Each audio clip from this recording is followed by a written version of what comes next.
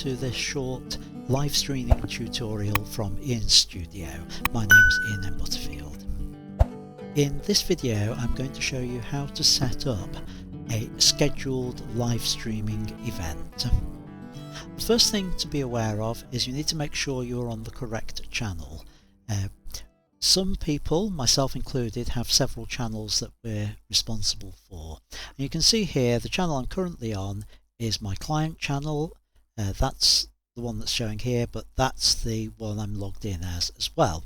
To change channel, I click on the icon here and select switch account.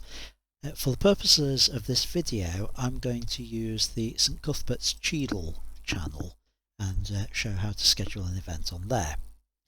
Once it's changed channel, it will show the icon up here, but you still remain on the existing channel.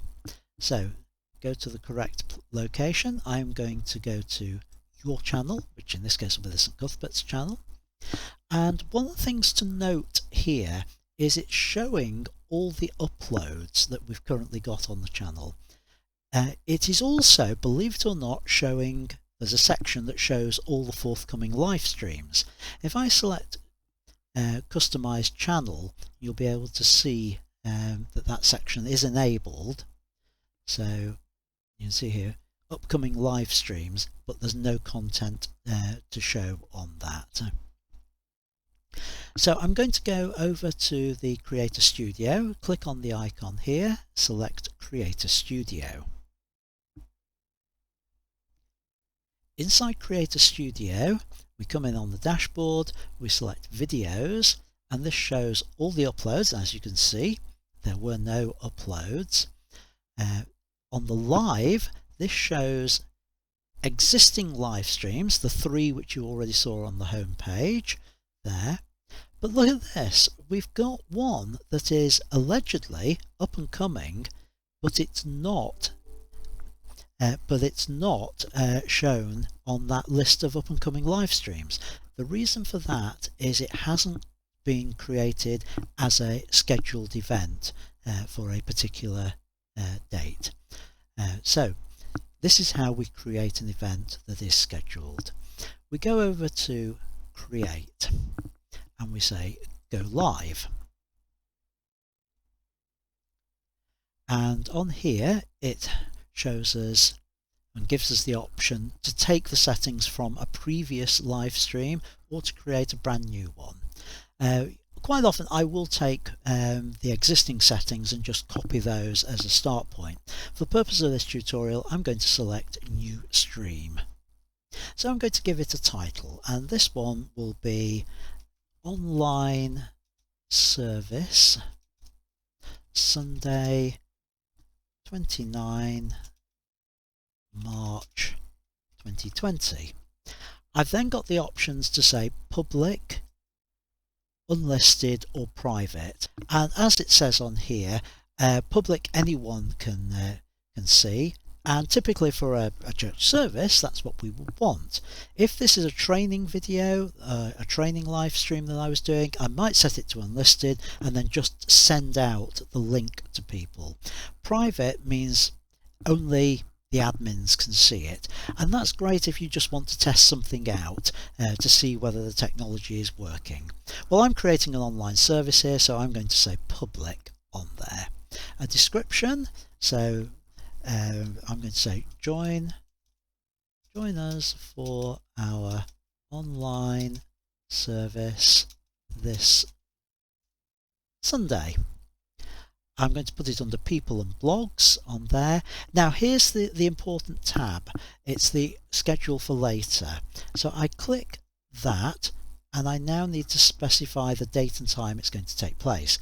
So I'm going to schedule it for Sunday the 29th, and I'm going to choose a time of 10:30, which is the time we want it to go live. There we go. The next stage is to upload a custom thumbnail. Now this is it isn't mandatory to do this, but it helps it. It looks better when things are being scheduled. Now I've already created one for this. and if I go over to my video folder, video, and under here St Cuthbert's live streams and general graphics, I've got one here for an online service, Sunday the 29th of March, so I'll say I'll go with that one. Now as we look down, we've got various other sections here and things we might want to set.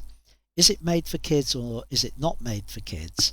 Well, a family orientated item is not made for kids, even though it's accessible to them, and this isn't directed specifically at kids, so it's not made for kids. Age restrictions, well, that would be if it's purely for an adult audience.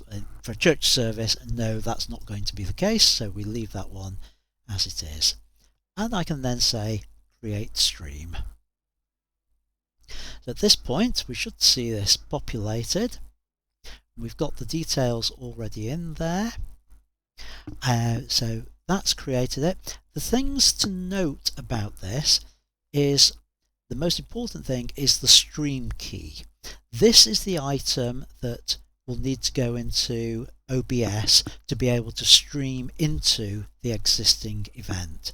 I'm not going to click on the show there. I can copy it and paste that into OBS or whatever software you're using to do the streaming. Let's come out of this and go back to Studio,